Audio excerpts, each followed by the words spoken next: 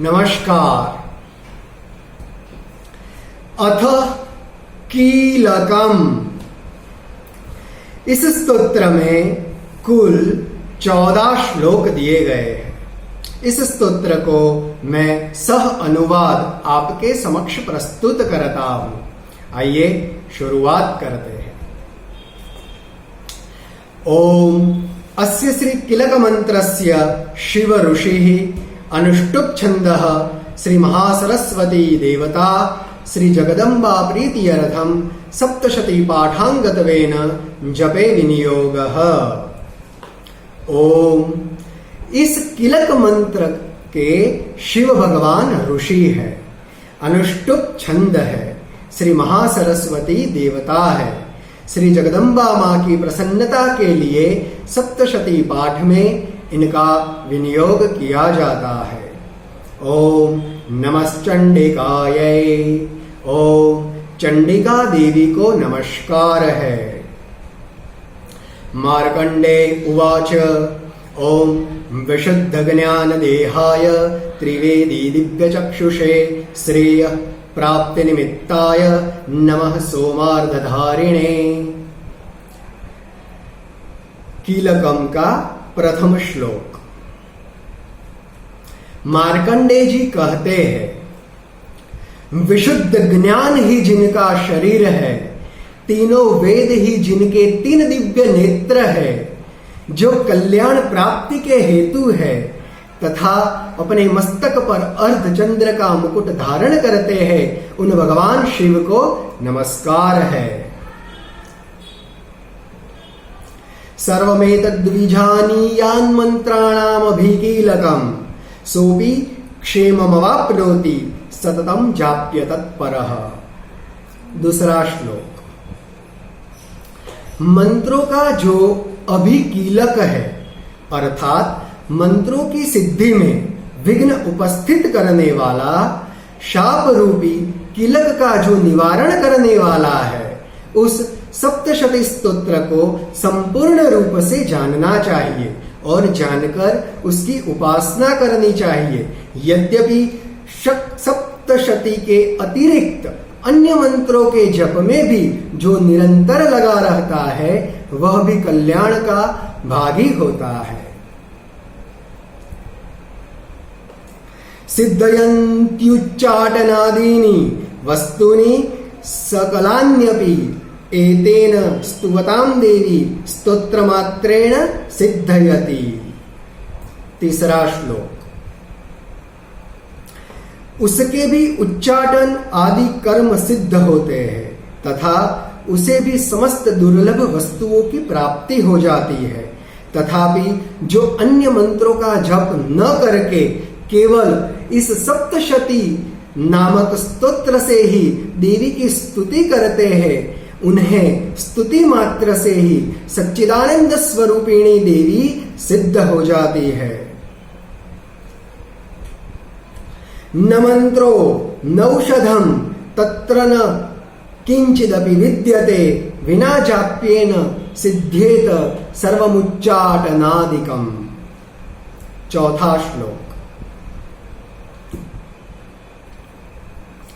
उन्हें अपनी कार्य की सिद्धि के लिए मंत्र, औषधि तथा अन्य किसी साधन के उपयोग की आवश्यकता नहीं रहती। बिना जप के ही उनके उच्चाटन आदि समस्त आभिचारिक कर्म सिद्ध हो जाते हैं। समग्राण्यपि सिद्धयन्ति लोकशंकामिमां हरः कृत्वा निमंत्रयामास सर्वमेवमिदं शुभम्। पांचवा श्लोक। इतना ही नहीं, उनकी संपूर्ण अभिष्ट वस्तुएं भी सिद्ध होती है। लोगों के मन में यह शंका थी कि जब केवल सप्तशती की उपासना से अथवा सप्तशती को छोड़कर अन्य मंत्रों की उपासना से भी समान रूप से सब कार्य सिद्ध होते हैं, तब इनमें श्रेष्ठ कौन सा साधन है। लोगों की इस शंका को सामने रखकर भगवान शंकर ने अपने पास आए हुए जिज्ञासुओं को समझाया कि यह सप्तशती नामक संपूर्ण स्तोत्र ही सर्वश्रेष्ठ एवं कल्याणमय है। स्तोत्रम वै चंडिकायास्तु तच्च गुप्तम चकारसः समार्पीर्न च पुण्यस्य ताम यथा वन्नियंत्रणाम। छठा श्लोक।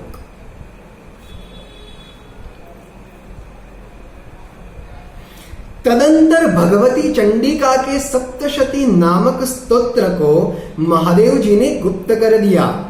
सप्तशती के पाठ से जो पुण्य प्राप्त होता है उसकी कभी समाप्ति नहीं होती, किंतु अन्य मंत्रों के जप जन्य पुण्य की समाप्ति हो जाती है। अतः भगवान शिव ने अन्य मंत्रों की उपेक्षा जो सप्तशती की ही श्रेष्ठता का निर्णय किया उसे यथार्थ ही जानना चाहिए। सोपि क्षेममवाप्नोति सर्वमेवं न संशयः कृष्णायां वा चतुर्दष्टामष्टम्यां वा समाहितः ददाति प्रतिगृह्णाति नान्यथेषा प्रसीदति इत्थं रूपेण कीलेन महादेवेन कीलितम्। 7वां और 8वां श्लोक।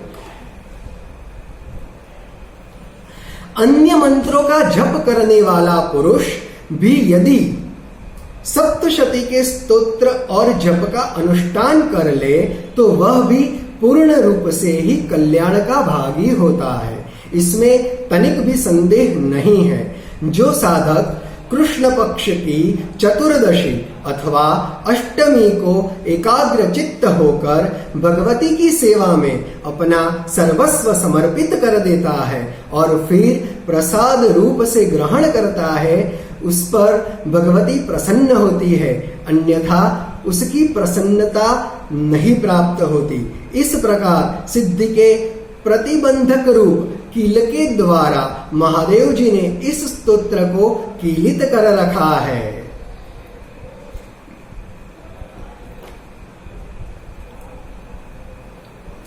यो निष्किलाम विधायेनाम नित्यं जपति संफुटम ससिद्धि सगण सोपि गंधर्वो जायते नरः।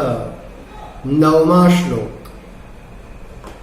जो पूर्वोक्त रीति से निष्किलन करके इस सप्तशती स्तोत्र का प्रतिदिन स्पष्ट उच्चार पूर्वक पाठ करता है वह मनुष्य सिद्ध हो जाता है, वह देवी का पार्षद होता है और वही गंधर्व भी होता है। न चैवाप्यटतस्तस्य भयं क्वापि हजायते नापमृत्यु वशं याति मृतो मोक्षमवाप्नुयात्। 10वां श्लोक। सर्वत्र विचरते रहने पर भी इस संसार में उसे कहीं भी भय नहीं होता, वह उपमृत्यु के वश में नहीं पड़ता तथा देह त्यागने के अनंतर मोक्ष प्राप्त कर लेता है। ज्ञात्वा प्रारभ्य कुर्वित न कुर्वाणो विनश्यति ततो ज्ञात्यैव संपन्नमिदं प्रारभ्यते बुधै। 11वां श्लोक। अतः कीलन को जानकर उसका परिहार करके ही सप्तशती का पाठ आरंभ करे। जो ऐसा नहीं करता उसका नाश हो जाता है। इसीलिए कीलक और निष्किलन का ज्ञान प्राप्त करने पर ही यह स्तोत्र निर्दोष होता है और विद्वान पुरुष इस निर्दोष स्तोत्र का ही पाठ आरंभ करते हैं। इसमें मैं आपको कुछ विशेष बताना चाहूंगा। यह निष्किलन अथवा शापोद्धार का ही विशेष प्रकार है। भगवती का उपासक उपर्युक्त तिथि को देवी की सेवा में उपस्थित हो अपना न्यायोपार्जित धन उन्हें अर्पित करते हुए एकाग्र चित्त से प्रार्थना करे, मातः आज से यह सारा धन तथा अपने आप को भी मैं आपकी सेवा में अर्पण कर दिया। इस पर मेरा कोई स्वत्व नहीं रहा, फिर भगवती का ध्यान करते हुए यह भावना करे मानो जगदम्बा कह रही है, बेटा संसार यात्रा के निर्वाहार्थ तू मेरा यह प्रसाद रूप धन ग्रहण कर। इस प्रकार देवी की आज्ञा शिरोधार्य करते उस धन को प्रसाद बुद्धि से ग्रहण करे और धर्मशास्त्रोक्त मार्ग से उसका सदव्यय करते हुए सदा देवी के ही अधीन होकर रहे। यह दान प्रतिग्रह करण कहलाता है। इससे सप्तशती का शापोद्धार होता और देवी की कृपा प्राप्त होती है। यहाँ कीलक और निष्कीलन के ज्ञान की अनिवार्यता बताने के लिए ही विनाश होना कहा है। वास्तव में किसी प्रकार भी देवी का पाठ करे उससे लाभ ही होता है। यह बात वचनांतरों से सिद्ध है। सौभाग्यादि च यत्किंचित् दृश्यते ललनाजने तत्सर्वं तत्प्रसादेन तेन जाप्यमिदं शुभम। 12वां श्लोक। स्त्रियों में जो कुछ भी सौभाग्य आदि दृष्टिगोचर होता है वह सब देवी के प्रसाद का ही फल है। अतः इस कल्याणमय स्तोत्र का सदा जप करना चाहिए। शनैस्तु जप्यमानेस्मिन् स्तोत्रे संपत्तिरुच्चकै भवत्येव समग्रापि ततः प्रारभ्यमेव तत्। 13वां श्लोक।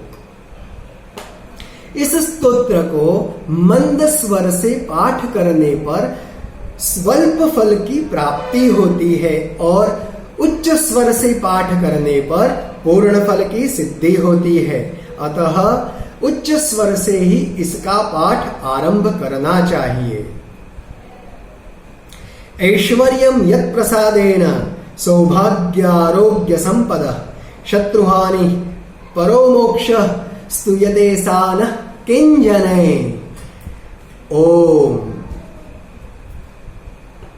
जिनके प्रसाद से ऐश्वर्य, सौभाग्य, आरोग्य, संपत्ति, शत्रुनाश तथा परम मोक्ष की भी सिद्धि होती है, उन कल्याणमयी जगदम्बा की स्तुति मनुष्य क्यों नहीं करते। इति दिव्याः कीलक स्तोत्रम् संपूर्णम्। नमस्कार।